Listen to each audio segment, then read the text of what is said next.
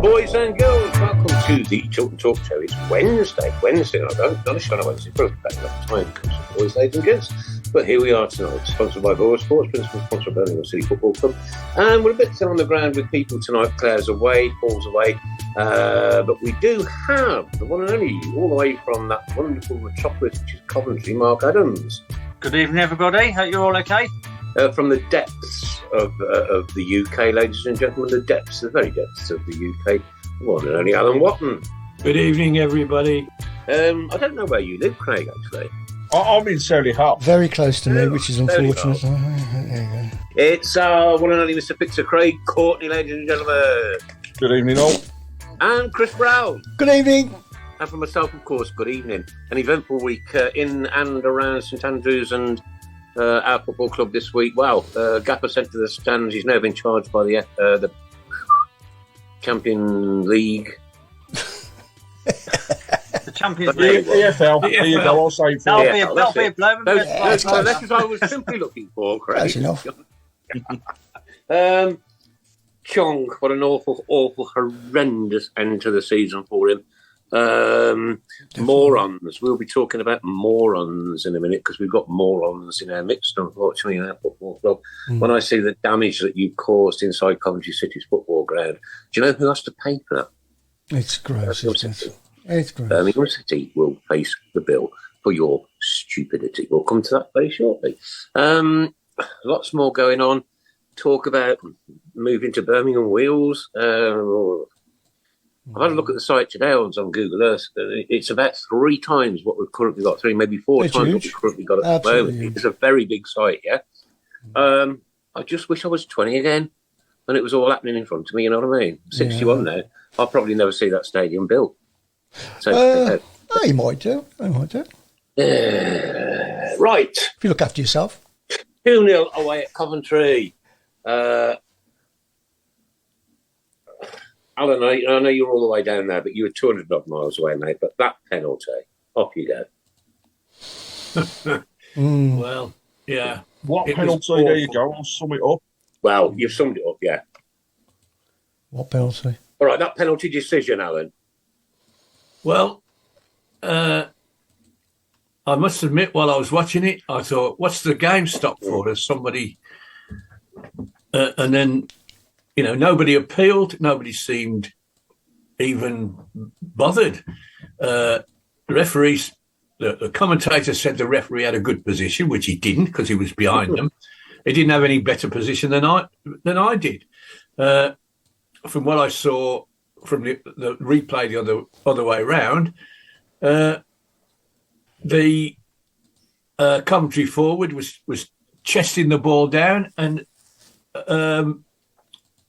Young James was facing him, and the ball brushed his arm.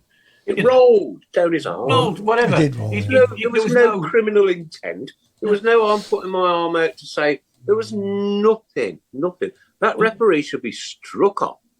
The ball actually travelled off the Coventry bloke's chest to his arm. It was about 6 inches. Now, you can't react in that time. You can't react in not unless you're very feet. Let alone 6 inches. Yeah. That's great. Yeah, I mean, like I say, the better team won. I mean, like, no doubt, yeah.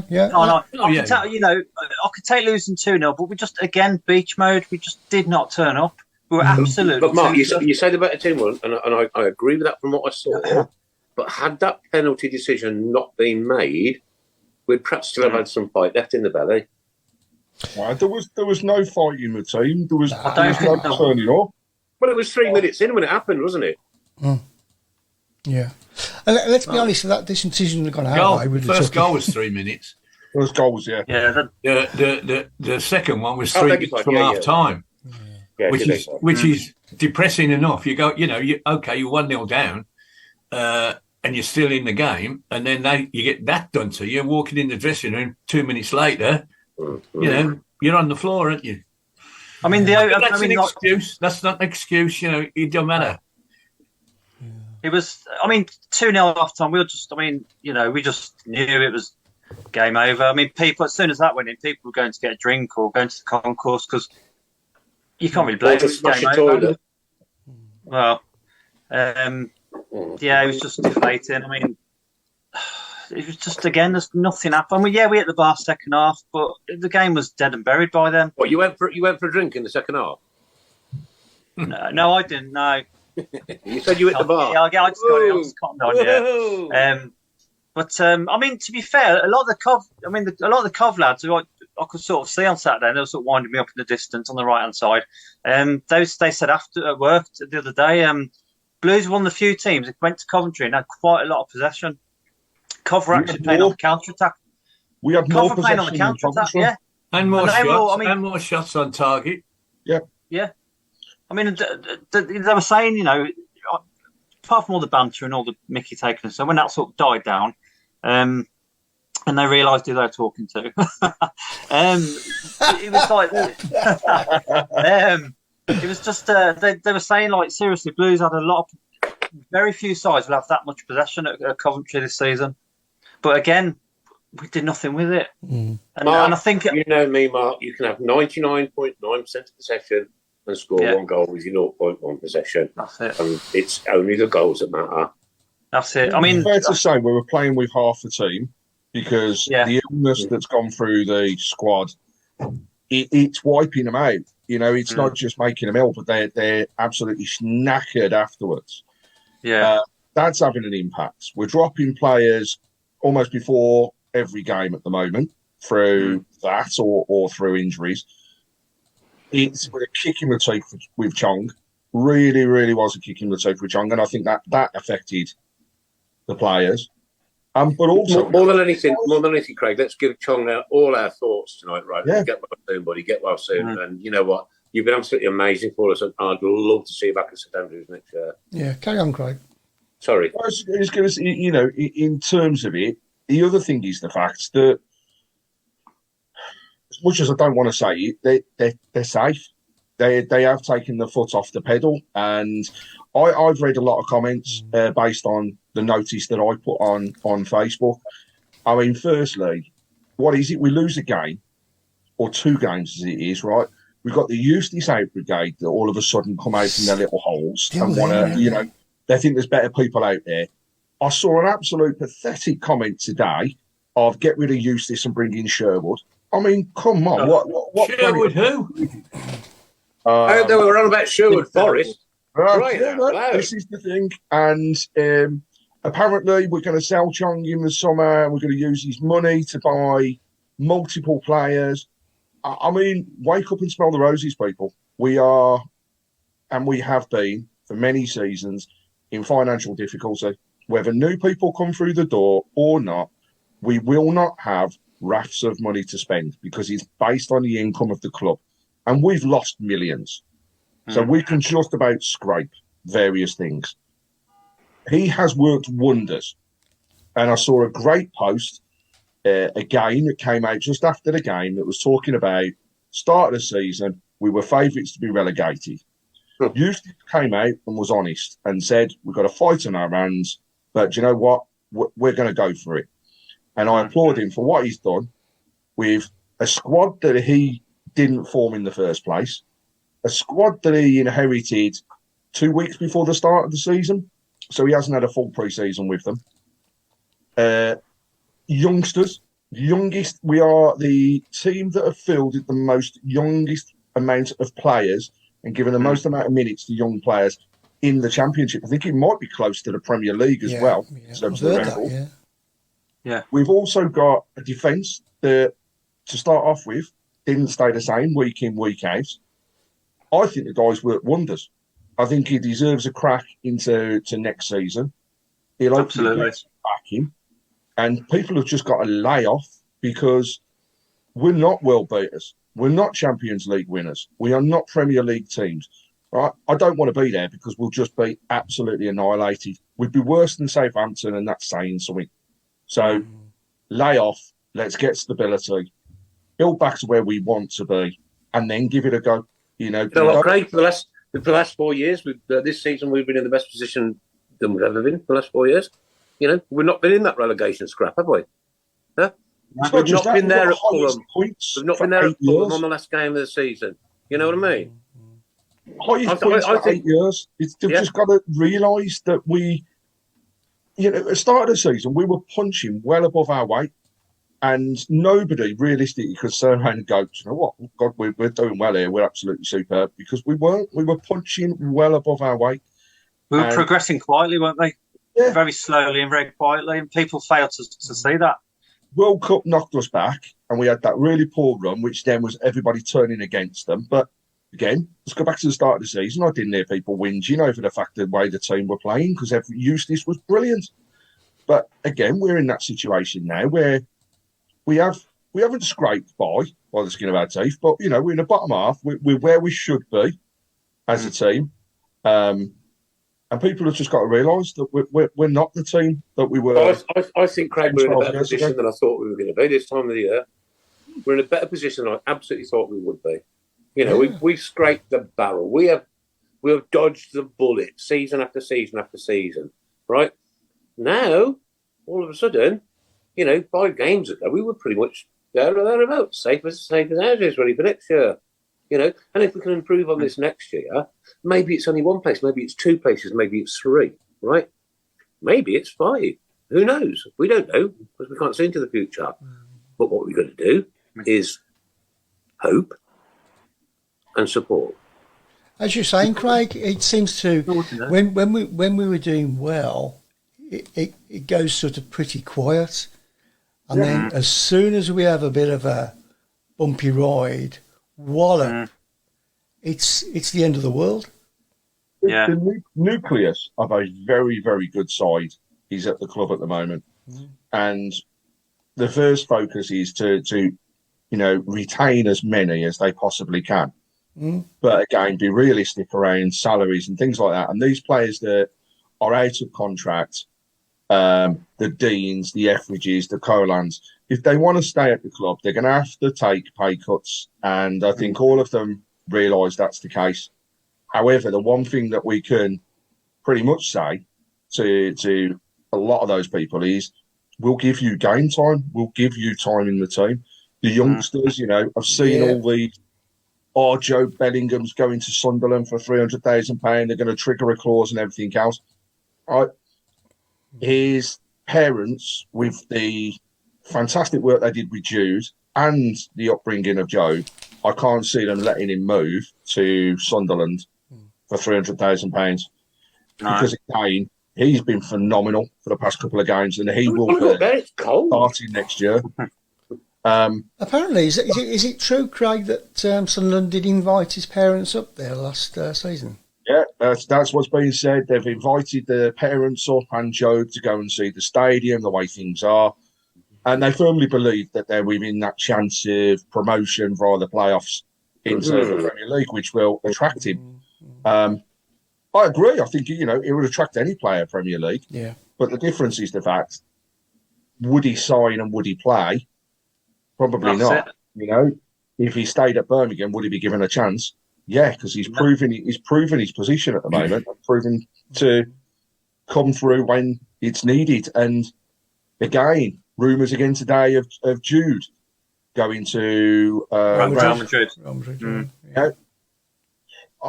If he goes, he goes. If he goes, it's a bonus to us. Definitely. Because I think I believe we get more money if he goes to another European side. Yeah, that's true. Yeah. So happy days if that's the case, and I wish him all the very best if he does move.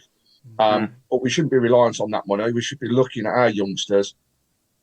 Realistically, did Jordan James put himself in a good position on Saturday? No. I think actually it's probably the worst I've seen him in a Blues top, and he didn't have a good game. Let himself down a little bit. But now, come out fighting on Monday, and it could be a totally different thing. They've all got to bounce back from what happened. We all want to end the season on a high. We're ending the season against a team that are already promoted, so they're coming to play for fun. So they're going to bring Stasher supporters with them as well, aren't they? Okay. Yeah, they'll have a great following. It's their last game in the Championship, big club. They deserve the promotion. They've come close over the past few seasons, and they've got their opportunity now. They're going back up. They're coming for party time. Let's just hope that on Monday everything goes off peacefully, that there's no stupid farm. You know what, Craig? Saturday. We shouldn't even put a request in for that, should we? Yeah. I think, you know, we did cause a bit of trouble up at their place. So ridiculous. I just don't get it. I've never done it. Never been in it. No, I don't want to know it. Right, but Alan, what were you going to say? I was going to say, you know, I think we've all been critical at times of the manager, not because of his overall plans and schemes, but on occasions. I mean, Mr. Sheen used to go on and on and on about the five at the back, and we probably all agreed with him on and off. But if you throw in the fact that it took us a month to get that squad together, we'd played a month before we got all these players in, which was a miracle in itself. And we started okay-ish. As soon as we got the full team in, we started to do well. The World Cup screwed us up because we got played, you know, team 17th in the championship of worrying about people going to the World Cup. It don't make any sense, that. And then when we had an 11-match run without a win, and we still finished safe with 5 games to go.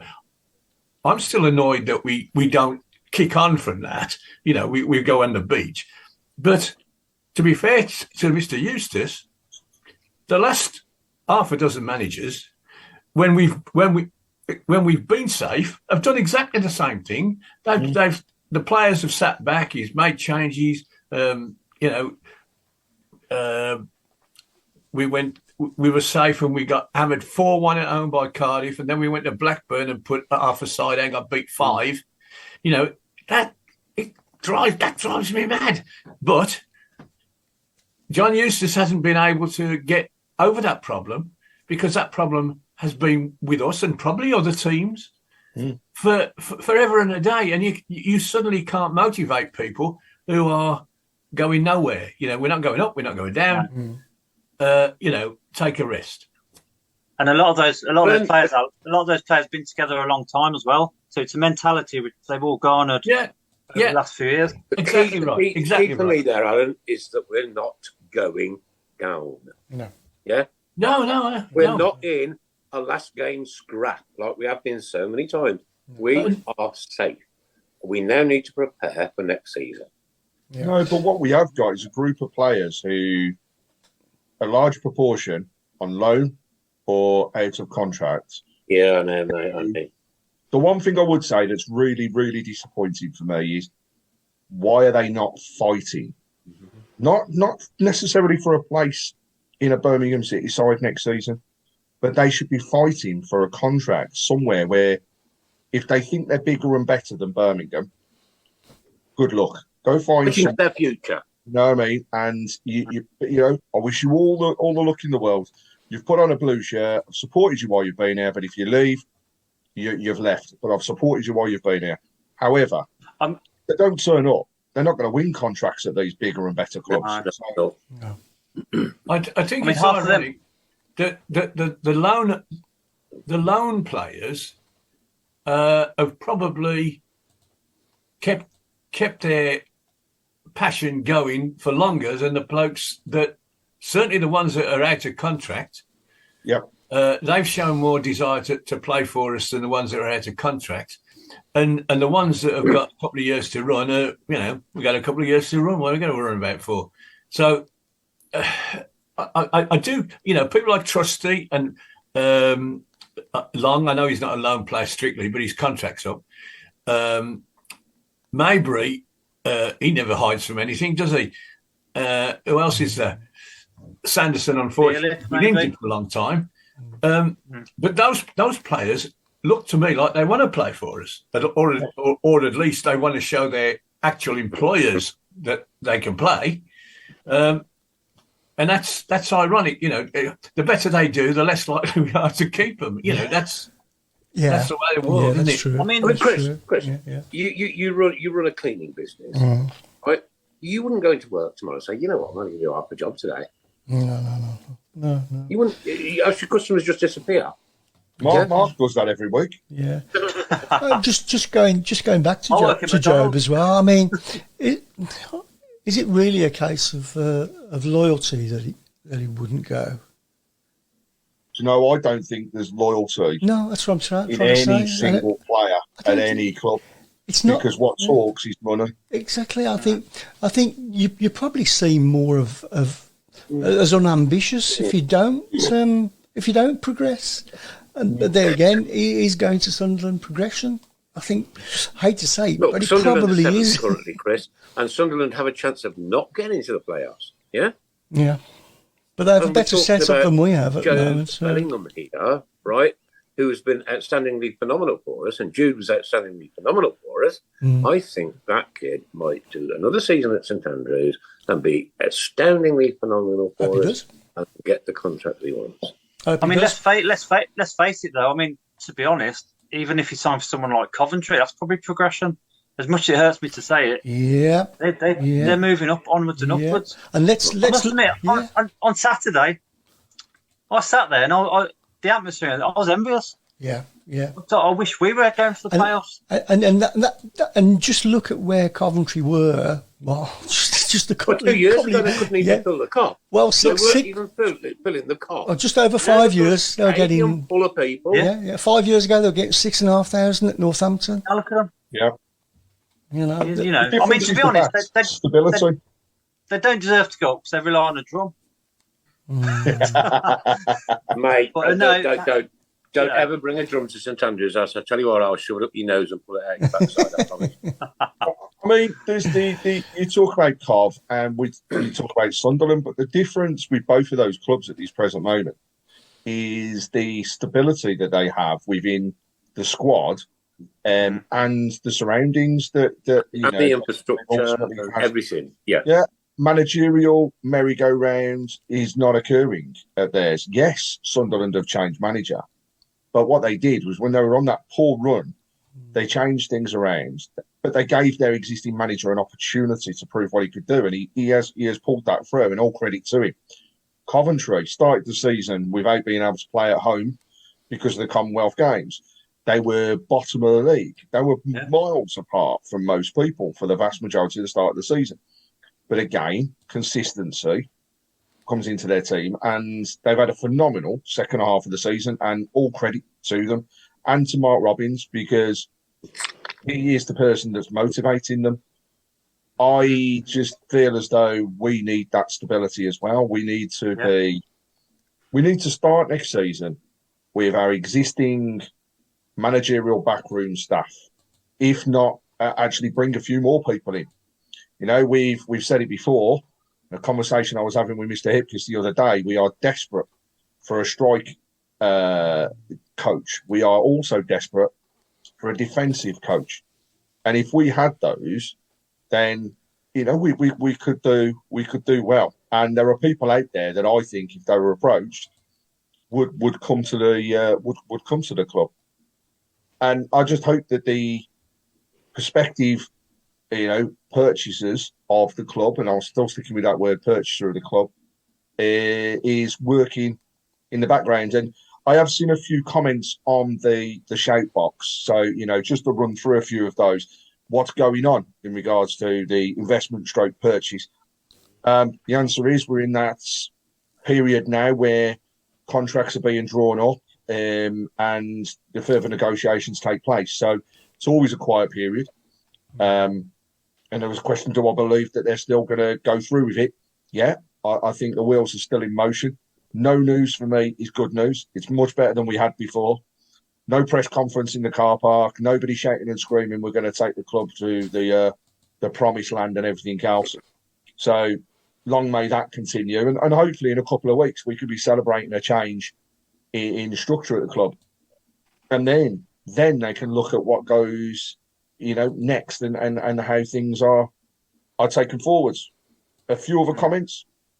Our friend Mr. Hipkiss can't understand how JJ was on the pitch, and Halliburton and Bakuna were on the bench on Saturday. It's a great shout. I think he was just there to have an opportunity to show what he could do. End of season, nothing to win, nothing to lose. Give the lad a go. But I understand what Paul's saying. Yeah. And then a few others around we're not seeing anything happening with the stadium. Well, it's always been the end of the season. And actually, when people go to the grounds, and if you're going to the game on Monday, you will see it. There are porta cabins and areas for work that have already been delivered to St Andrews ahead of the work commencing. So there is no worry about this. It's not going to happen. It's happening. St Andrews is being revamped, and he's going to be in a position by September for us to have another stand-up all going to plan. Craig. Is that Budweiser? You disgusted. Nothing wrong with that. What's going on here? Chance that this deal goes through, right? And we're now talking about the Birmingham Wheels site, which is maybe four and a half times the size of the St Andrews site. Yeah. Who's going to spend millions of pounds revamping that stadium when, if we get sold, the owners want to knock it down into social housing? Let's just take it back a few steps, right? It's speculation.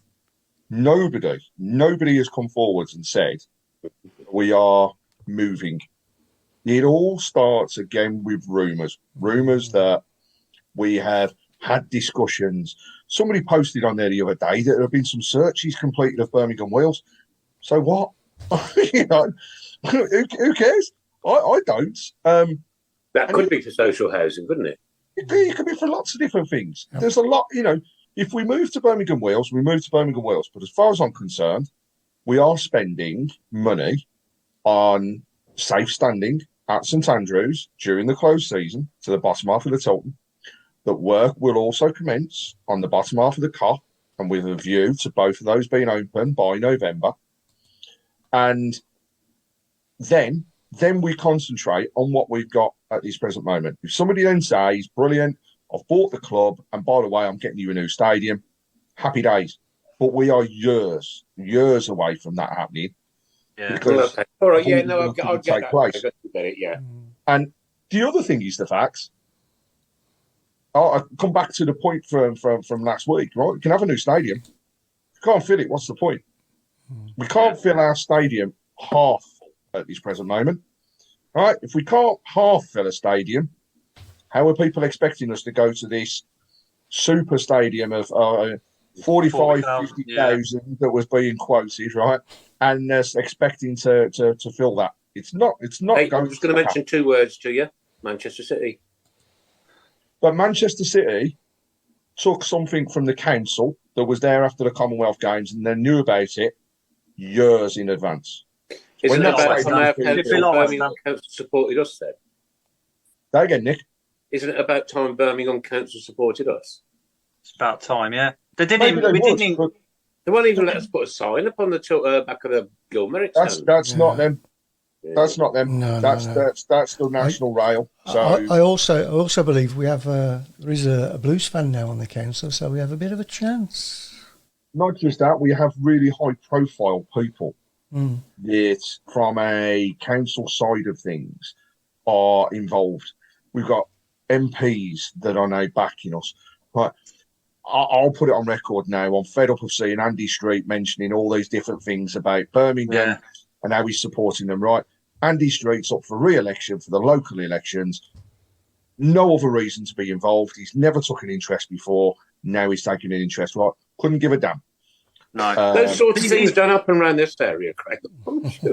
But it's all these different things that are incredibly frustrating because the council will come out and talk about these various things and pockets of stuff they want to do, right? But that's because tomorrow they're all up for election again. There's no other reason. So take everything with a pinch of salt. You probably tell I don't like politics as it is, but nothing to do that. I'll say it as it is. I won't vote now. If they want to see my ID to vote, forget it. Stop it. Screw it. I don't want it. Right. When are the elections? Tomorrow. Right, yeah. Oh, see how much Local I'm elections interested in tomorrow. politics, can't you, Craigie boy? Let's move on to more positive things, though. Birmingham City ladies, congratulations! What an end to the season! Yeah. Incredible. That winning streak continues, and the squad mentality, that togetherness that's there at the moment is superb, and full credit to them to beat the champions, finish second, and only miss out on promotion by 1 point. I know. They've got to change that. What a shame. They've got to change one up. That's just, It's a shame, but you know what? And to see that you're going to have more promoted from the lower leagues into the Championship, but still no more from the Championship into the Women's Premier League is a bit daft, and some people need to look at that. But hopefully, again, we can keep the nucleus of that team together and go on that run next year to continue things and get us promoted next year. Yeah. Is it not true that they beat Bristol twice? They beat Bristol twice, yeah. Yeah. Nice. And going back 2 or 3 months ago, you'd have bit the hand off to finish 1 point behind the leaders because we dropped so many points. But, I saw them play at Charlton and they lost 3-0 and Charlton had 3 shots and Birmingham had 33. Had they lost that game is unbelievable. And there were lots of little slip-ups, weren't there, along the way, which it's all 2020 hindsight, isn't it? But you are hopeful that they can carry. If they win the first 7 next season, they'll be sitting pretty 5 points clear of everybody. It'd be a bit less pressure than trying to leap up the table. But yeah, I was so sure. I saw them at Bromley against Crystal Palace, and they were. You criticise the defence a little bit, but they were 3-0 up in 10 or 15 minutes, and you're thinking this could be 10. To be fair, Crystal Palace pulled themselves together, but it was one. And I saw them at Lewis as well, and they won that 4-0, won that at a canter, and they play good football. They score goals, and looking at the under-21s and the under-18s men's, they are having disastrous runs. They haven't won. Yeah. Neither team's won a game for months. Yeah. So it is the only winning team in the club, and it's an absolute joy to watch. And they'll be down in this area plenty of times next year, and I shan't be missing many. So, I'm looking forward to celebrating with you tomorrow. Sorry, she's just come to make her appearance. Here's Bo on the Tilton Talk Show. Bo Brummie, the beautiful cat that she is. She's gorgeous and doesn't even look so. You know what? I'm not joking, right? She was on the bed earlier, and the second we are the lads from the Tilton comes on, she'll come running in the living room. Eyes down for a full house, ladies and gentlemen. Get your dabbers ready. If only Coventry United had held on to the lead, says Steve Portman. That's going back to the ladies. Yes. Brilliant City, ladies, brilliant. Shame they missed out by 1 point since Stephen Farrell. Chris Brown, did you go to fill up your bucket? No. Blues ladies not counting the two unluckiest teams this season. Chris, I missed that. What about your bucket? You missed it. Sorry, I'm not going back. You're right. I'm not going back in case I knock it over. Blues ladies not counting the two unluckiest teams this season, says Jason Hughes. Couldn't agree more with that, actually. Nigel. Credit to Wrexham for what they've done. But I would be absolutely devastated if I was a Notts County fan. Over 100 points, finishing second and having to go into a playoff. I mean, that's a killer. It's crazy. Yeah, absolutely crazy. Yeah. Oh. It's very the publicity that Wrexham have got. Can anybody tell me who won the National League last year? Nope. No, I've forgotten. Exactly. And I follow it quite closely. Suddenly, Wrexham are world news. Yeah, it's crazy. Two very bad actors have bought themselves into the league. Yeah. Can't we find two very bad actors to buy us? in the English league? Good Welsh people there. I mean, their message is quite simple. They basically put a team together that was paying 3 times the amount of any other player in the division. Yeah. So it's not magic. So Alan, it's a simple problem. The scenario is though, Alan, if they'd have failed, FFP would have absolutely slaughtered them. Yeah, no, I don't think he would have done. I think the backing and the structure that they got at Wrexham, and I read a really interesting article on them actually, and how everybody's like, oh yeah, it's 2 actors have come in and they're ploughing all this money in. Actually, they haven't. What they've done is they've built an infrastructure of their contacts that have helped the club. So a documentary series that goes out and is on Disney Plus, right? Yeah. So they signed into, I can't remember how many there was in the first series, but it was an absolute smash. So they automatically sign a contract for a second series. Each one of those brought in just shy of £500,000 in revenue through advertising. Which is a lot of money for Wrexham, yeah. Then on top of that, yes, they paid over the odds for players. But what they did turn around and say was, if it hadn't have worked out, they'd have kept those players and not sold them on like other clubs would, because they would, again, have the nucleus to carry on. Right. And also, they got themselves noticed around the world. Like you say, they became a world-known team because all of a sudden, people out in America wanted to see them. So their FA Cup game against Sheffield United, if I believe correctly. Yeah, that's right. 4 different American channels because of the background that they got.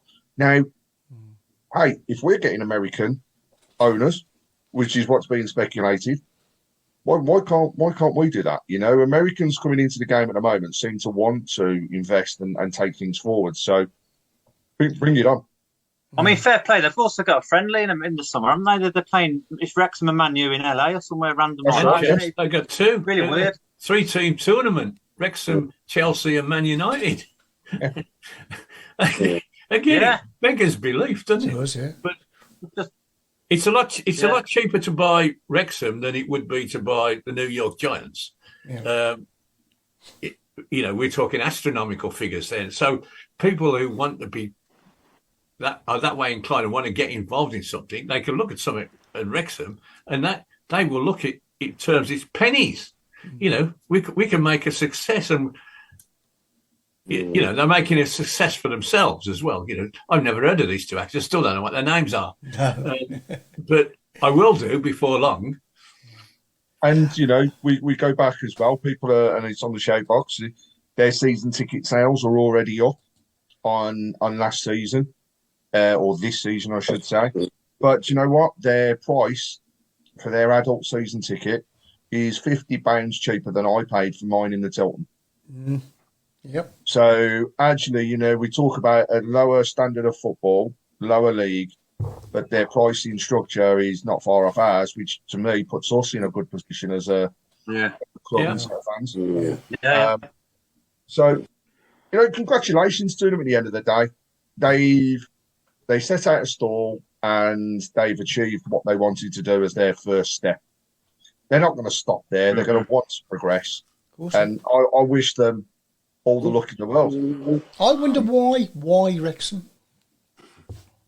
I wonder why. I mean, who did somebody say to them, there's a great club. There's a great club in Wales. They're one of the top clubs in the country. You plough some money into them. You know what I mean? I wonder if they were conned into it. Part of the documentary actually asked that question, right? And if I remember rightly, when they spoke about it, it was not the club or its history. It was more to do with the fact that they saw it as a project to bring Wrexham as a place together, and they certainly have done that because the footballers attracted more people into the stadium, so they've got additional money there. But also, you know, they made themselves part of the place. They, you know, they went into pubs, restaurants. And I was just going to come to that. Yep. They were front and centre of everything. But they also invested money into those businesses. So the pub that's next to the ground was nothing until they invested some money into it. And then all of a sudden it's picked up and that's the place to go. That's where all the stars were before their last home game.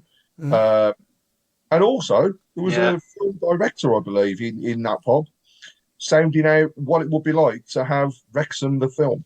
I mean, we all laugh and joke about the fact that Birmingham City should be on Netflix, right? But actually, Wrexham the movie. I mean, it'd be for them, but I'd watch it. Oh yeah, I probably would. Yeah, I'd watch it. I'd probably go and sit over in the bus stop. Yeah. We'll say, you ain't got to tell you ever. Prime, not as good as YouTube in 1875, though. But no. But it's like you say, it's nowhere near as good as that. It's the town. It's the town's people. You know, you bring a lot of revenue into a town, and things like people's, you know, bills and council tax slightly go down. Maybe that's, you know, and you know, marketed properly, right? Because Wrexham is only just up the road from me. It ain't far, right? No. Marketed properly, that could be a massive surprise, to be honest with you. Yeah. I mean, Nigel Mann summed it up beautifully. They have the community, the history, and a great backstory. Yeah. Hashtag simple, great commercial sense. And right, what history do Wrexham have? I don't know. Their whole history of football, isn't it? And I mean, you look at the FA Cup, and whenever the FA Cup games start, you always see that one goal, and the winning goal, which I think was against Newcastle. Arsenal, wasn't it? Yeah. And it's always on there. It's always the one they talk about. It's the one that's shown where the underdogs overturn the big boys, and it's always the area that's shown. And Wrexham have got a good background. You know, they've been a lot higher up, and they did go into the doldrums, and they've spent a lot. I know, but one goal against Newcastle isn't history, is it? Has anybody ever been to the place? Yes, Wrexham. Yeah. I went times, when the home internationals were on many years ago. So it's possibly changed since then. I don't know. It was. I mean, it was Wales versus England. Yep. Believe me, it was hostile. It was like St Andrews back in the 70s. I thought, I'm home. I've seen the Chester versus Wrexham derbies in the past. They're tasty. Tasty. Yeah. Steve Clary's last minute equaliser. That's when I went there. I've only been there once, but Steve Clary scored an equaliser. We were losing 1-0, and he scored in the last 5 minutes. Yeah. And Nigel Mann just clarified, Nick, for reference, they are also the second oldest club in the Football League. After Notts County, really? Notts County are in the Football League. Thank you. Notts County are in the Football League. Well, yeah. So, right, let's go back to those days. The Football League has been formed. We've got Notts County, the oldest team. Yeah? Well, did they play each other 26 times? Well, I just... Isn't Sheffield supposed to be the oldest club? Yeah. I thought it was Notts County. Who is it then? Who is it? Notts County are the oldest league club. Sheffield have never played in the Football League. No, but the second oldest team in the country is Cray Wanderers, which is in Bromley. Oh. And Cray Wanderers and Sheffield have never played each other. So Sheffield are the oldest club. Yeah. But Notts County were the oldest league club. The oldest league club. Yeah. The oldest professional club as well. Is it 62? 1863, yeah. 63, yeah. There you go. And Mr. Hibkiss, the font of all knowledge, thank you for the information. It was Mickey Thomas versus Arsenal, not Newcastle. Apologies there. That's what I was thinking, always go on about. Oh, sorry. I thought you were talking about Hereford. I remember that goal. I've seen it, Yeah. Mickey Thomas, yeah, it was curly, yeah. Oh, okay. Chris Brown, how old were you when Sheffield originated? I was a young man. I was only a young man. Yeah, only a young man. Yeah. A mere young man. Only a young man, yeah. Until he was 21. I hadn't got my first bucket by then. You hadn't got a bucket under your table. Then, No, couldn't afford a bucket. It was an all tin bath. Just going back to some of the early questions that were put on Facebook. Let's get back to reality. Are we waving goodbye to any players next season? Yes, we are. Of course we are. Yeah, we are. Yeah.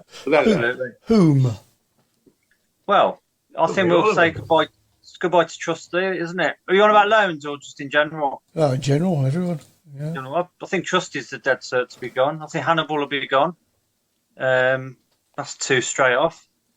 Colin, I'm not too sure. Unless he takes a reduced deal. How old is Colin? Colin's sorry? 30-odd. 31, isn't he? 31, I think. Look, 30 at 31, where's your opportunity? It's going to be at 31.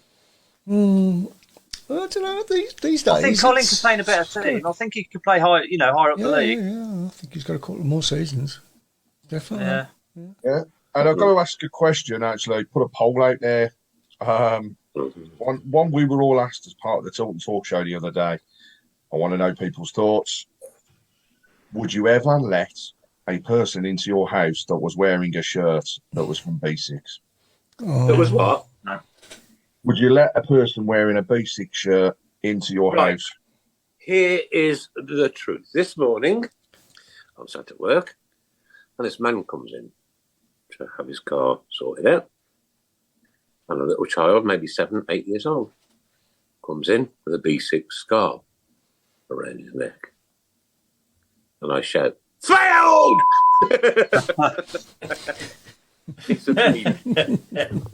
But this lad was giving me as much banter at 7, maybe 8 years old. So I was giving him a brilliant, you know what? And it was like, oh dear, I was just going to wipe my windows with your scarf, mate. Like, you know?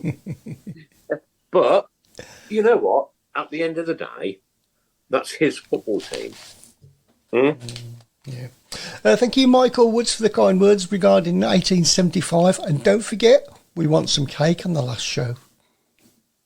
Wheels are in motion, gentlemen. The wheels are in motion. Good. My wife's looking for. Oh, sorry. Please, on the last show, no wasabi poxy peas. Right. He said no peas. Hey, that's what you. Right, Alan, you're going to get a gift tomorrow. Do you know what it is? A bag of wasabis. You've spoilt it now. What do you do with them? You eat them. Oh, what with? Your mouth. Can you get mushy wasabi peas? That's a good idea, that is it? I brought my brother-in-law Birmingham Monopoly and he refused to open it, never mind play it, because he's got Villa Park on the board. Right. It's not got Villa Park on the board. I saw a Monopoly set once, right, and it was the Carson Young Monopoly set. It was Go to Jail. Yeah. I've got that one as well, and I've got the Birmingham City one. Right. Which I educate my grandkids. We play that. And what's the Tilton talk? What's the Tilton Road end? Just buy it. It's the end of the ground. And it's got the railway end, the other end, and the cop and the main stand and all the rest of it. It's good fun. I've also got to put out there, we always play our little games. We had a nightmare last week with start, sub and sell. We did, it really was tough last week, right? I'd say now this week's even tougher. This week's a pig. This week is a pig of a decision. So, ladies and gentlemen, start, sub or sell. From midfield, Robbie Savage, Barry Ferguson, or Wood. Or who? Mark Wood. Mark Wood. So, sub, sell or start. Well, on a sheer personality basis, I think Barry Ferguson is one of my all-time favourite players. So he would be start. Sub would be Mark Ward, and I know Mr. Savage righted a few wrongs, but I still don't. He did. So he can go on his bike. He did. He came clean. He came clean. And he walked away a better person. I think I'm with you, Alan. I think probably about the same. Yeah. I'd do the same. I think if in terms of technical ability, I mean, as much as what everybody thought of Robbie, I just think the other two are just technically better, weren't they? Yeah. Right. Mark Ward, Robbie Savage. Mark Ward. for Robbie Savage for like not play acting when Deanne Dublin headbutted him. Play. Yeah, no. Oh, I think Mark Wood was something. no, I can't do this. This a is genius. worse than last week, Craig. Where did you come up with this? Well, I can't tell you because if I divulge my sources, then you'd have to shoot me afterwards. Yeah. So I can't possibly tell you. Oh, I should have a gunshot soundbite, shouldn't I? Really? Yeah. For me, just to add to it, by the way, mine would be Mark Ward starting. Be Barry Ferguson. Mark Ward was awesome. Yeah, he was. Savage to be sold. Savage sold. But yeah, I mean, it's tough because Savage for me epitomised Birmingham City in the Premier League, and he was the person that made our midfield tick. So arguably, he brought us some of our best football at the club. He was a workhorse. It wasn't just the best; it was also the most memorable as well. Memorable, and Barry Ferguson was a workhorse as well. But did he have that? That little bit about them, that little bit of fire for me was missing, which is why he was second. Yeah, Mark Ward was just. Mark Ward was superb. Funnily enough, Craig. Sorry to jump in, but the build up to the goal at Wembley in '95 and the Ulster windscreens. If you watch it again, if you ever get a chance to watch it again, Mark Ward gets the ball rolling, and the way he curls that pass out to Otto is just spot on. Yeah. It's just it's only a little pass, but it just summed him up. So yeah, he was class. Definitely. And the shout box is just waiting for a few to come through at the moment. And Mark, whilst I'm looking, Lilypad has asked, what are you going to do if Hannibal leaves the club? Will you be heartbroken? And Lilypad. My lovely, listen to Lily. This. I was doing my paper round this one morning, and I sat down on the curb because I was tired, and I turned the newspaper over, and Trevor Francis had been sold. Yeah. We carry on. We'll carry on. No, ladies and gents, the four corners have been filled when they're going for a full house. Mark Ward is absolute class. My favourite Blues player, said Jason Hughes. Start Ferguson, only one of them to win a trophy. Yeah, it's true. It's true, wasn't it? He was the only one to win a trophy with us. Yeah. Yeah, I get that. Yeah, it was. Mark Ward, one of the best midfielders we've ever had. Start Ward, sub Ferguson, sell Savage, not forgiven. Ooh, Nigel Mann's mine was a little bit tongue-in-cheek earlier, by the way. There's going to be photographic evidence, ladies and gents, that Mark is in love with Hannibal, because tomorrow evening at the Players' Awards, I intend to get a photo of them together. Oh, I can't wait to see that. I'm sorry, guys. Yeah, I hate being up here. It's horrible. I'll tell you what, when it comes to Hannibal, I bloody love that bloke. I hope you give him tongue tomorrow. I love that bloke. No, fair play to him. He's proved me wrong. No, Mark, fair play to you, mate. I'll be honest with you. Funny, your season of this. Yes, thank you, everybody, for the kind words regarding 1875. Appreciated. Yeah. Right, okay. Mr. Hipkiss. Yeah. We stand corrected, ladies and gents, because Mark won the auto windscreen, yeah. So we did have to win the league. And the league. And the league, yeah. Paul Hipkiss. Yeah, that's true, yeah. Resident savant, ladies and gentlemen. Mark, Nigel Mann wants to know if you're going to plait your hair. I'll try, but it's looking like a bit of an old tennis ball at the minute. It was on about your chin. Oh, yeah, my chin, yeah. If you have a shave, you'll be a Craig Courtney look-alike. Well. What everybody wants, what can I say? I must have a bath tomorrow. Brilliant. Yeah. Talk showers. Can we possibly meet up one day in the summer for a curry somewhere around the region? Yeah, I'd love to, yeah. It'd be lovely to meet up and just have a laugh and a crack and one thing and another. Yeah, a crap. Yep, okay. Well, I was going to say curry and that together now. No. I'm not going to have a crap.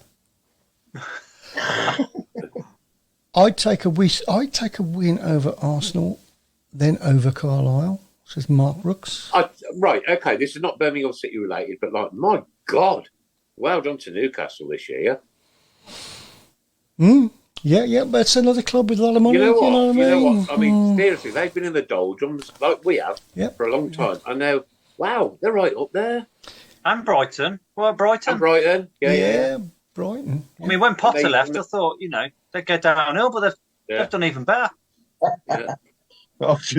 Nigel, Jason Hughes has said, Mark, yeah, if Hannibal dresses anything like Chung at last year's Player Awards, then you won't be seen dead with him. Oh yeah, I've seen the pictures from last year. Yeah, I saw that. It wasn't Chungy wearing the big sort of glasses and stuff. Yeah, he went proper went all out. He went. Yeah, I saw that. It'll be interesting. So we touched briefly on it earlier on, but I think we should zip back to the disgraceful behaviour of some fans at Coventry, and it was only a very, very tiny minority, but that tiny minority spoiled it for the rest of us. Take that tiny minority out, stick them against the wall, and put a bullet through their head. Vile, horrible individuals. And why toilets? Spoiling everything for everybody else, right? These are facilities that people needed to use. Huh? Oh, let's think it's funny if we smash your toilets and you break your sinks off the wall. Yeah, but why did they do it? Because there's no cameras for them to be seen, because they're absolute gutless wonders that would do anything for a laugh off a group of other people, and that's all it's to do. And let's make it clear, it's not always Blues fans, but the problem is when it is Blues fans, it gets highlighted. We jumped on it. We can only talk and answer for our supporters, The pictures that I've seen, what a disgrace. Listen, if you invited somebody to your house, Alan, you invited somebody to your house and they don't support your football team, and they smash your toilet to bits and kick your sink off the wall. Which one? We've only got 3. Yeah. We've probably got more than Coventry. I mean, we talk about disgraceful behaviour of fans. You're absolutely. It's a good example. You don't do that. You don't do that in any circumstance. Not when you're a proper human. No. That's right. These people are subhuman. And the fighting, Mark, tell me about what happened at work. Sorry, what no work? With the person that you were speaking to. Is this regarding the lad who got hurt, injured? The lad who got lamped. Oh yeah, sorry. I was talking to a guy today who's actually absolutely a nurse. Not mentioning any names, but he's a male nurse who actually had to look after one of their lot who was smacked from behind by a car. Some lad who jumped out of a car for one of our lot, knocked him out. The Coventry lad was only about 17, smacked his head off the curb. Luckily, this gent at work who comes to our department, he sort of nurtured him, looked after him. And it's just like, what can you say? So we're now talking about a 17-year-old child. Is 17? I'm sorry, you're still a child at 17. Yeah. Hmm? Yeah. Or you're don't matter. Or you're man. Right. And people park up behind you, get out the car and give you a belting for nothing, for no reason whatsoever, apart from the fact that you've got a different scarf or a different shirt on. I mean, what is it with these morons? Come and attack me if you want. Right, come and attack me if you want. But I'll tell you what, you are morons. You are not welcome. We're giving them, though, what they want, which is they want airtime and they want to be heard and they want to be seen and they want to think it's fantastic that they're being talked about. Right? For me, what happened should never have happened. I saw equally stupidity and behaviour of fans between Wigan and Reading fans at the weekend. Yeah. Mm-hmm. Nobody is highlighting, but that's out there. It's the last game of the season for some people, right, where there's always something that happens, right? It happens absolutely everywhere. But for me, they've had enough airtime, right? The police, hopefully, will get the idiots. There will be evidence to show who damaged areas of the stadium. And for me, yes, we as fans and as Birmingham City, we foot the bill. Right, but those people then should in turn be sued for that amount of money. Absolutely. Plus a massive fine, plus a banning order. But the banning order doesn't work. No. The reason the banning order doesn't work is, how do you know that a person is banned from a football club if you're standing on a turnstile? Okay, right, you give your passport in and you have to report to the police station at 10 to 3 every single day of the week. They'll get somebody else to do. Waste of police time. Yeah. It's an absolute pointless exercise. We want them out there catching criminals rather than looking after our mindless. Oh, Chris, they are criminals. Idiots. They are criminals. They're annoying young cretins. They are mindless. Anyway, let's cheer up the proceedings. Right. Talked about them too much. Here we go, girls and boys. The Bank Holiday Monday. We've got a coronation to go over the weekend. That's Street, yeah. Absolutely lovely. And just before we go on to the next sessions, we've been running our all-time poll. We've done goalkeepers. We haven't really spoken about our defence. So tonight, ladies and gents, can we do our all-time favourite back four? Now, I'm not going to read everything out that comes through on the shape box, but we'll collate them afterwards. So we're looking for every defensive position so that we can fill this team by the time we finish our season. Right, so your all-time back four. So can I kick the ball? Can I start the ball rolling with the right back? Go on then. It's got to be Stephen Carr. Stephen Carr? Yeah, good shout. Good shout. Good shout. Yeah, good shout. Okay. So we've got 25 minutes to do our back four for our Hall of Fame. Fantastic. Just going back to the troubles. Do you think social media, YouTube, is fueling this? These morons sharing what they do on these channels. Yeah, they do. They seem to love it, don't they? Yeah. Like I say, there's two blues lads who were just up by Tesco, and they were chasing it, filming them, being chased and mindless. Thanks to the blues fans who blocked the disabled ramp too. Couldn't get us out as someone had a family emergency. Oh, see, this is the other side. You see, you've got to be so careful. Liam Dace, John Frayne, Stephen Carr, Kenny Cunningham, says Stephen Gill. Good shout from Paul Hansen, David Langan, fantastic player. Jeff Hall, see, we're all too young. I'm glad you included me. Yeah, even for you, yeah. My first game was after Jeff Hall had died. Yeah. And only 6 months, but yeah, fantastic legacy left as well, really, with the TB and so forth. Yeah, that's a great. Somebody's got to make a film on that. Hopefully one day. Facial recognition cameras at Wolves. Really? Wow, that's interesting. Isn't it? I didn't think it was allowed. It is allowed, right? Ah, okay. Stephen, you're taking photography in a public place. Anything that you can see, you can video or photograph. However, right, if you are the data holder, like Wolverhampton Wanderers would be, right, there are certain rules that you have to apply by. Now, if anybody wants to do a bit more on this, go to Auditing Great Britain on YouTube and just have a look. Have a look. I don't need to elaborate anymore. But facial recognition in nightclubs has been there for about 7 or 8 years that I know of. And if you caused an issue and your face is mugshot, and you try and get in next week, boop, yeah, come in, mate. Yeah. That's right. There's a few more contenders here. Stephen Carr, David Langan, Liam Dace, or Joe Gallagher. Cunningham. David Langan, what a name. Paul Lilly's gone for David Langham, left-back Mark Dennis, Joe Gallagher, Roger Hind, centre-backs. Carr, Granger, Upson, Dace. I think we can safely say that Stephen Carr's in there, isn't he? Stephen Carr's in there. Got to be. You know what? From a bloke who had retired and then came back and then as a captain, kind of good for us. Yeah. Mr. Pixar, Robbo. get that man on the show next year. Robbo has got to be in and shouting about as well. I'm surprised nobody's said anything yet. No. Upson and Dacian have had a couple of shouts as well, haven't they? Yep.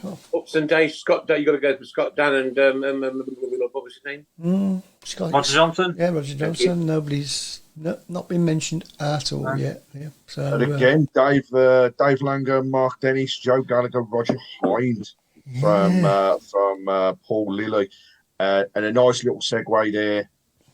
Mark Dennis, for those people that aren't aware, will be appearing with Tony Coton and Mick Hartford at an event at the Macedon Social Club in September. That'd be interesting. Yeah, compared by our very own Tom Ross and being run by RPG Promotions. So if people are interested, please reach out to RPG Promotions or Paul, and they can pass on the details. Craig, can you send me the details afterwards? Because I definitely want to go to that one. Will do. Cheers, good. Yeah, Julian Dix is another one that's come up. Again, what a stopper. What a stopper. Jeez. And let's throw Noel Blake into the mix. Oh, wow. I get the feeling that Pete Taylor may have been drinking because he has said Ferdinand Coley, Juan Costello, Tyler Blackett, and Peter Ramage. I think that's your sequence. Just not ours. Can I just say that the show with Gordon Taylor was like off the scale brilliant. Oh, it was a great show. Absolutely fantastic. And I know that a lot of people didn't go. Wanted to make sure that man spoke as much as he possibly could so he could get as much information. But like, wow, what a man, what a show that fantastic, was. fantastic. Brilliant. Right up there. So can we say that Carr and Upson are definitely in there? I think Carr definitely is for me. Carr 100%. Carr definitely is. Upson's still on the borderline. More stuff coming in from Liam Daesh at the moment. Yeah. I'd agree with. I've got to tell you, a blast from the past from my early years, but Vince Overson. Vince Overson, yeah. Who, sorry? Vince Overson. Oh, yeah. I got a little story about Vince Overson. A friend of mine was a Football League referee, and he used to, pre-season, he used to go and visit the clubs and explain the new rules and new interpretations and all the rest of it. And he went to Blues, and the whole thing was getting a bit boring, to be honest. So he said to Vince, you're a defender. What are you going to do now that tackle from behind has been banned? And Vince sort of said, well, I'll have to nut him. What a beautiful Birmingham City answer that is. You went past me, I'm dropping the Louis on you, kid. Have that. Jeff Kenner says Don Kavanagh. Well, that's a good call as well. Yeah, and Cunningham's came up again. Granger seems to be slipping in there now and again as well. Yeah. And well, a name we haven't put out there. He wasn't the best player in the world, but boy, did he support our defence. And he was great to have around the club, I put Olivia Tebbley in there. Tebbley, yeah. We all want a team of Tebbleys. Right, Mystic Craig, what was the name? Tebbley. We all dream of a team of Tebbleys. Oh, God, Michael Woods. Wow, yeah, there's two names there. I'm totally forgotten about it. That's really bad. Yeah. Julian Dix, Gary Ablett, Steve Bruce and Dave Langer. Now, that's one hell of a defence. Wow. What would you give for that now? What would you pay for that now? Blimey, crikey. Oh, of course, yeah. There's Harry Roberts as well. John Roberts, ex-Coventry Blues player. Jono, Paul Hibkis, great shout. Jono. I mean, Jesus. Yeah.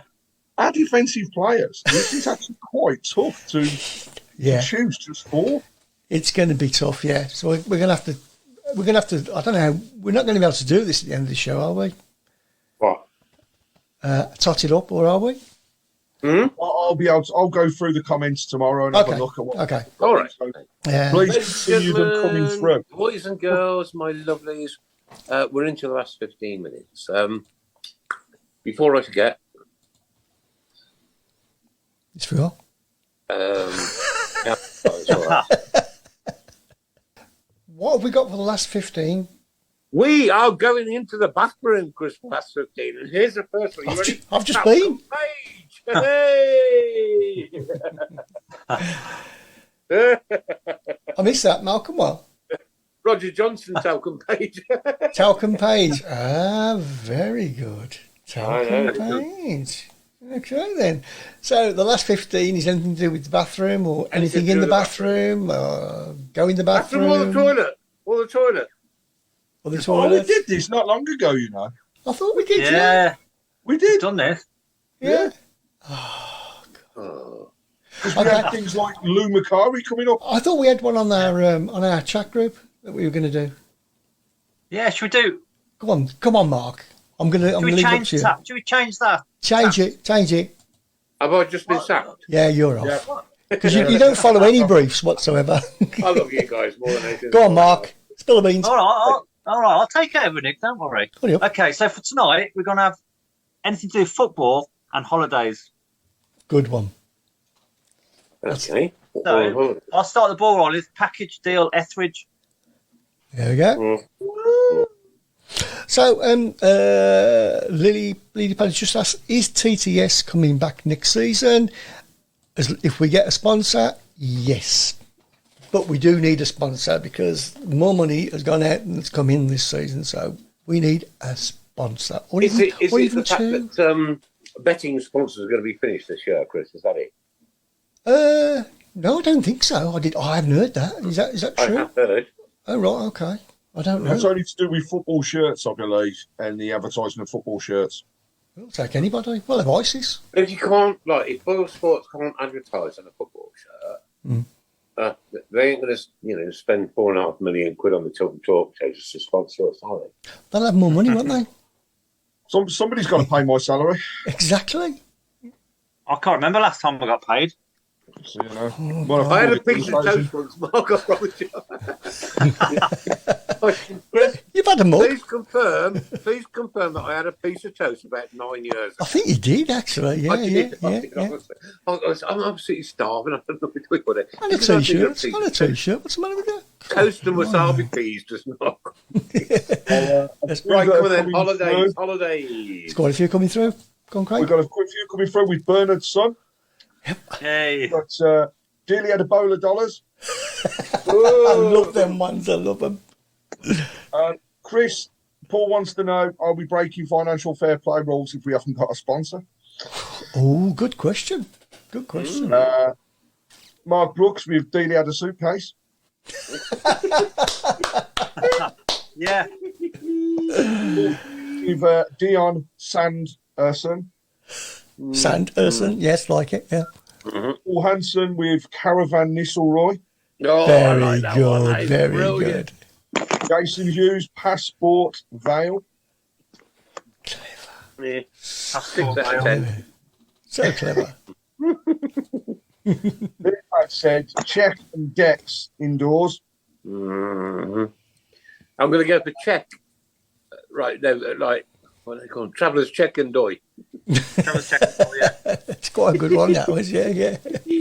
Oh, Paul's definitely on a mission this evening. I think he's been thinking about these because he's now come up with Tahe Thong. Oh. Juninho Bermuda shorts. That's good. Robert Mancini. I want to just add in there that it's hotter abroad than here. Oh, don't do that. Who did the hot one? Name and fame. Good, Nick, I'm sorry, I'm putting my hands up to that one again. Alberto Tarantini Bikini. Alberto.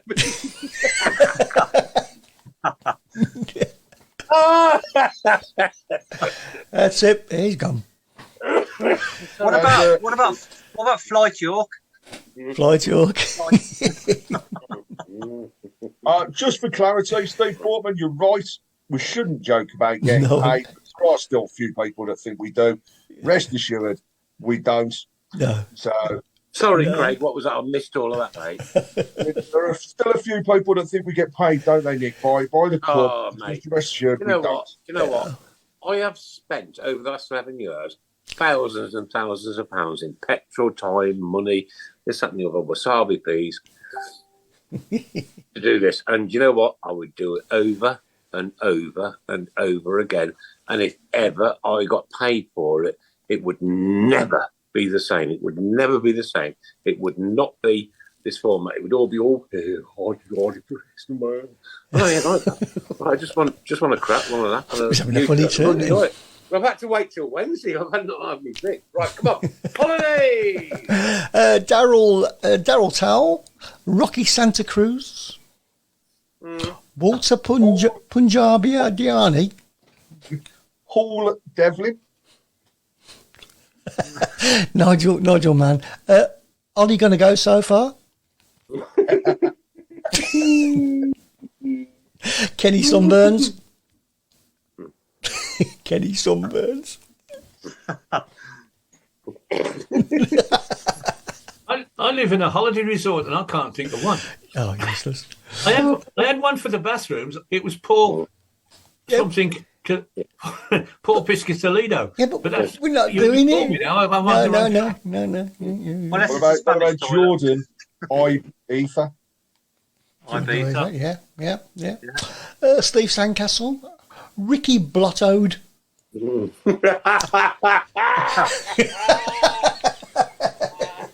Name and shame. That's a crackle. That's Nigel Mann. He's pretty good at this, isn't he? Yeah. Dean Peer. Very clever. That's from Paul Hipkiss. Pete Taylor says yacht, as in yacht. Yacht. Anybody else get that? Anybody else get that? Yeah, I like that one. Yeah. Very good. Jordan Rhodes. Nick Butlins. Oh, thank God it was. Your Butlins, yeah. Globe Trotting Hotspur. Go from Hotspur. It didn't make me What about Cruz Alexandra? Cruz Alexandra. That's a good one. Didn't we have a player called Cruz? Yeah. We Dela did, Cruz. didn't we? Can't think of his Dela first Cruz. name now. Else I would have got that one. Yeah. Dela Cruz. What a shame, Alan. Dela Cruz, yeah. What an absolute shame, Alan. Paul Tideout. Alan Brazil. Yeah. Malta Pandiani. Clever. Oh, that's a good one. Very clever. Very good. Some people are getting too clever, don't they? You know, it's... Yeah. I think they actually think there's a prize. That's what they're doing it. Well, the reason we like to see Nick cry. Noel Blake District. No, What was that one? Noel Blake District. Blake. Nick, that is the winner. Who did it? It's Pete Taylor. Very good. Pete Taylor. Why does he do it every week? I don't know. God, he must have like a big file of like subjects and things he can do with them. He must have a big one. Chris Rowe as messages separate. Chris, I don't know if you've seen his. It's come up, it's come up. I haven't seen it though. Christopher do Barry Island. Oh, I like that one. Here we go. I've got another one for you. You ready? Alps Ramsey. Oh, very good. What about Scott Tan? Scott Tan. A few more come up for our on our YouTube channel regarding defenders. I think Vin Silverson, somebody else. Vin Silverson, Colin Todd, Darren Pearce. Yeah. I mean, Colin Todd was a quality player. What a quality player he was. He was. Jason Hughes is definitely on a mission this evening. Early check-in, boy. I like that one. Early check-in. Oh, brilliant. Bucket and Wade, Elliot. Bucket and Wade, Elliot. That one's good as well. What about Trevor Booking? Yeah, I like that. I like that. Okay. Yeah, You could have carried that on. You could do quite a lot with that. It could be Trevor booking a holiday or something. Yeah. You didn't think about it, Joe? I'll do it You next just time. didn't think about it. I'll do it next time, Chris. Don't worry. We've all had a drink. Let's calm down. Nah, you've got to think about you've got to think about this one, haven't you, Craig? Go on. Oh, you mean Nigel Manns, yeah? No, I'm thinking Stephen Gills. Oh, so... yeah, that one's quite good as well. That one. Go on, do Nigel Manns. Ricky Otto, C, weed. Ricky Otto, what? Paul Tate and Ricky Otto, C, Seaweed. Seaweed. Okay. Seaweed, yeah. Oh, Remember the show. Any second now, it's going to twig. It does, yeah. The cogs are going round. Luke Shaw. Yeah. Yeah. We got Nigel Mann with crack greasy itch. This is the best. This is the best. Stand up, your Arsenal.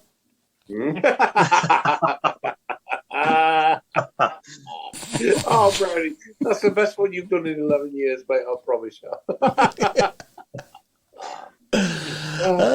Flight York. Oh, dear. Flight York, yeah. Aston Villa by the sea. Oh, I don't know whether that should be allowed. That might be an instant ban. That might. Quite close. That was. It might be one of these. It might not only be an instant ban. It might be like we're sending, the rifle squad around. John Nuddy Beach. Okay. Craig, we've got 3 minutes. Who do we think is going to be our back four? At the moment, it's really close. I'm going to literally have to go through the whole lot and do a count. Stephen Carr definitely is there. That's one I can say. But the rest of them are so close. So I will get it put up onto the site shortly so that we can go through and have a look at the comments. Nice one. Okay, 3 minutes to show to go. Ladies and gentlemen, this is the Talk Show. Usually on a Monday, tonight on a Wednesday. Watto, Mark Adams. I'll tell you what, these guys are crazy and I love them to bits. Craig, Chris. However, we're coming towards the end of the show and we haven't decided how we're going to get on against Sheffield on Monday. Here we go. Yeah, we need to look at that. I think we'll get an honourable draw. I'm going to say 1-1. I think we'll beat them. I think we'll beat them 2-1. I think so too. I think 2-0, mate. We're going to go for it. And you know what? After the display at Coventry, we've got to go for it. And as someone has just mentioned, Leapad, we're not here next Monday. We're again next Wednesday, and then the following Monday. Sorry, Chris, my apologies. The following Monday. But it's next Wednesday and the following Correct. Monday. And that following Monday, which is the 15th. Will be the last Talk Show of this season. Yeah, that's it. Yeah. Season 11. 11. No. That means that I've known Chris Brown. No, this is correct. No, this is season 12. Season 12 ends. You know what? Is it any wonder I got an F in maths? Yeah. Next year, season 13. Unlucky for some. Yeah. Oh God, relegation! Here we come. Just before we do the goodbyes, please, ladies and gents, watch out. We're going to be launching our latest charity push shortly. Look out for the pictures, but there we have a fully signed, and when I say fully, I mean the whole squad and management team for the Birmingham Ladies. We have a shirt which has been very kindly donated by Stephen Gill. So thank you, Stephen, for all of your support throughout the season as well. All monies raised will be going to the Queen Elizabeth Hospital, which is something very close to Stephen. And it's going to be in the form of an auction. Now, like I say, it's not just your normal starting 11 that have signed the shirt. It's everyone in the squad. So it's a real one to get hold of. Fabulous. And brilliant. That's it then, is that going on auction, is it, Craig? Or be on auction, that will, Nick, yeah. Wow, that is going to take some dollar, I promise you. Definitely. And also, ladies, I keep saying ladies and gents, so I'm not going to say it again, but if you're at the awards ceremony tomorrow evening, please come and say hello. Myself, Mark, hopefully Claire, if she's feeling a little bit better, will be there, along with our very own Mr. Oh, bless her, what's the matter with that? So please come up and see us. She's just not very well, Nick. Claire, you're one of our own. You're a lovely person. Get well soon, sweet. And the final few names are coming through. Peter, unlove travelling. Oh God. Trevor, France. I'm going to go for Flight York. Flight York, yeah. Hey! Michael Woods again with Roger Johnson's coaches. Very clever. Oh dear. And I have seen as well Gary. I'm going to right. I've got one more for you. I'm sorry, Craig. I'm just a little bit. Please don't stop me because I'll forget it. Travel Morrison. Is it Travel Morrison? Yeah, Travel Morrison. Yeah. That's quite a good one for you, Nick. Very good. Time to say goodbye. We've got 1 minute. Ladies and gents, this has been the Tilton Talk Show. It's been a Wednesday night, not a Monday, but we'll be back here next Wednesday because it's some I don't know, something going on down in London. I ain't got a clue what it is, right? Okay, next Wednesday, and then the following Monday will be the last show of the year. Good night, God bless, take care, guys, and don't forget I dedicated this show tonight to Lance Corporal Barry Buxton, Darren Roy, who had killed on the same day in Afghanistan, and all of the 450-odd soldiers that never came back for a worthless cause. And it's definitely Wednesday, Nick. Yeah, that's what I said, yeah. Definitely Wednesday. Somebody sack him. Have I got the authority? No, I said Wednesday. Have I got you the play authority? it back. I said, Craig, did I say Wednesday? Our audience are always correct. Oh, man. I promise you, I said Wednesday next week and then Monday the week after. Alan, support me. No, mate, I was listening. Oh, nasty. He couldn't be bothered. Mark, No, you you did. will have to hope. You did say Wednesday, I think. It's not for me to get involved in it. Don't even worry about it. I only look one of you now. We're Birmingham City guys. We do what we want. Talk to us.